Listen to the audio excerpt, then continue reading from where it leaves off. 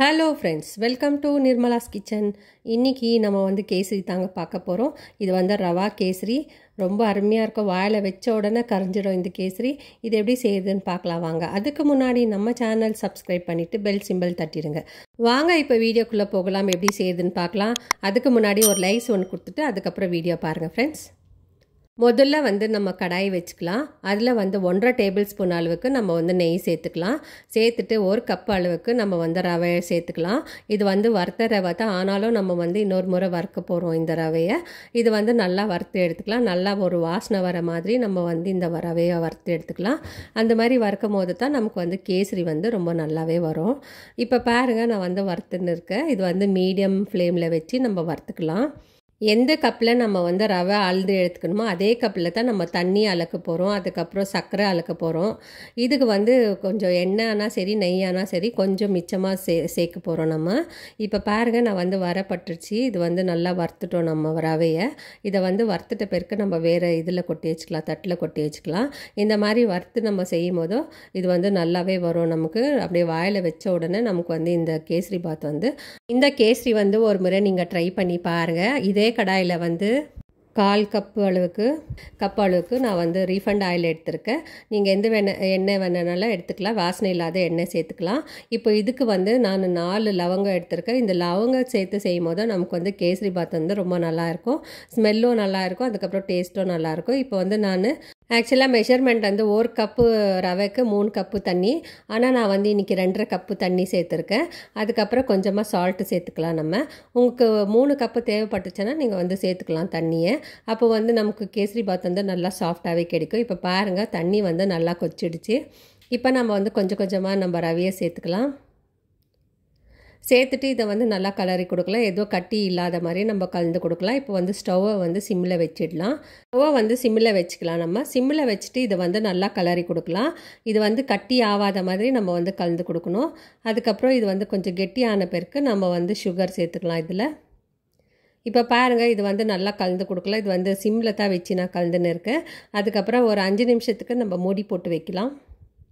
இப்போ இதுக்கு நம்ம கலர் சேர்க்க போகிறோம். நான் ஃபுட் கலர் எடுத்திருக்கேன். கேசரி பாத்க்கு எப்போவுமே கலர் சேர்க்கும் போது தான் அந்த கேசரி பாத்க்கு ரொம்ப நல்லா இருக்கும். நான் கேசரி கலர் எடுத்திருக்கேன். இது ஆரஞ்சு கலர் எடுத்திருக்கேன் நான். அதை கொஞ்சமாக தண்ணியில் மிக்ஸ் பண்ணிவிட்டு இதை சேர்த்துக்கலாம். நம்ம இந்த கலரை நம்ம கேசரி பாத்தில் ஸ்கிப் பண்ண முடியாது. இல்லை நீங்கள் குங்குமப்பூ சேர்க்குறதுனா கூட நீங்கள் சேர்த்துக்கலாம். இப்போ பாருங்கள், நான் ஃபுல்லாக மிக்ஸ் பண்ணிட்டேன். பாருங்கள், இப்போவே இது பேனில் ஒட்டாமல் வருது. இப்போ இது நல்லா கலரி கொடுத்துடலாம் நம்ம ஒரு முறை. அதுக்கப்புறம் நான் சுகர் சேர்த்துக்கிறேன். பாருங்கள், நான் 1 கப் அளவுக்கு தான் நான் சுகர் எடுத்திருக்கேன்.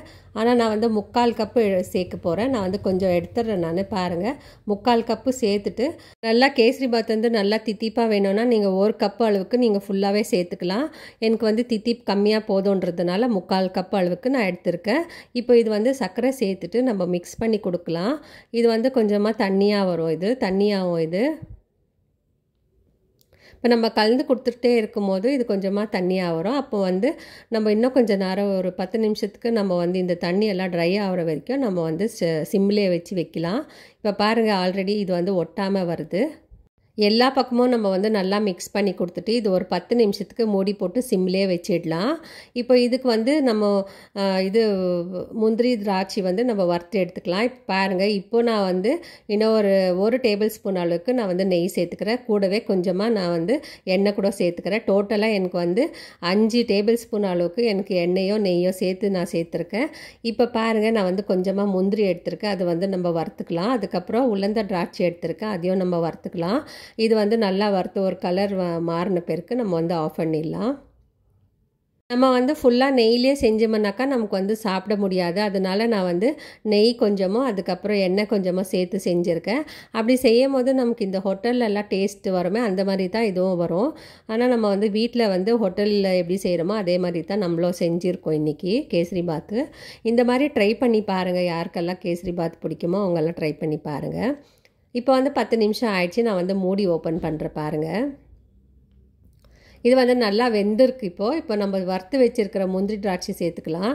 கூடவே 1/4 டீஸ்பூன் அளவுக்கு ஏலக்காய் பவுடர் சேர்த்துக்கலாம். நான் பொடி பண்ணி வச்சுருக்கேன், அதுவும் சேர்த்துக்கலாம். சேர்த்துட்டு இதெல்லாம் நல்லா ஒன்றா மிக்ஸ் பண்ணி வர வரைக்கும் நம்ம வெயிட் பண்ணலாம். பாருங்கள், பாருங்கள் கேசரி பாத் வந்து ரொம்ப நல்லாவே வந்திருக்கு. இந்த மாதிரி செய்யும் போதும் நமக்கு வந்து நல்லா சாப்பிட்டுக்கிட்டே இருக்கணும்னு தோணும் நமக்கு. இப்போ பாருங்கள் நல்லாவே வந்திருக்கு கேசரி பாத். நீங்களும் இதே மாதிரி ட்ரை பண்ணி பாருங்கள். இதே மெத்தடில் நல்லாவே வரும். இது இன்னும் கொஞ்சம் நேரம் இது வந்து குக் பண்ணோம் நம்ம.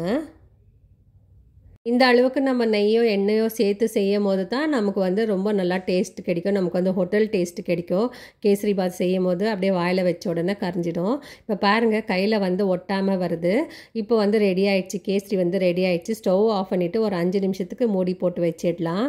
இப்போ நான் வந்து கீழே இறக்கிட்டேன். நான் இறக்கிட்டு இன்னொரு முறை நல்லா கலந்து கொடுத்துடலாம்.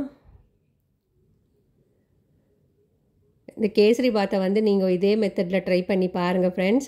உங்களுக்கு வந்து தித்திப்பு மட்டும் ஜாஸ்தி வேணும்னா நீங்கள் 1 கப்புக்கு 1.5 கப் அளவுக்கு சர்க்கரை எடுத்துக்கோங்க.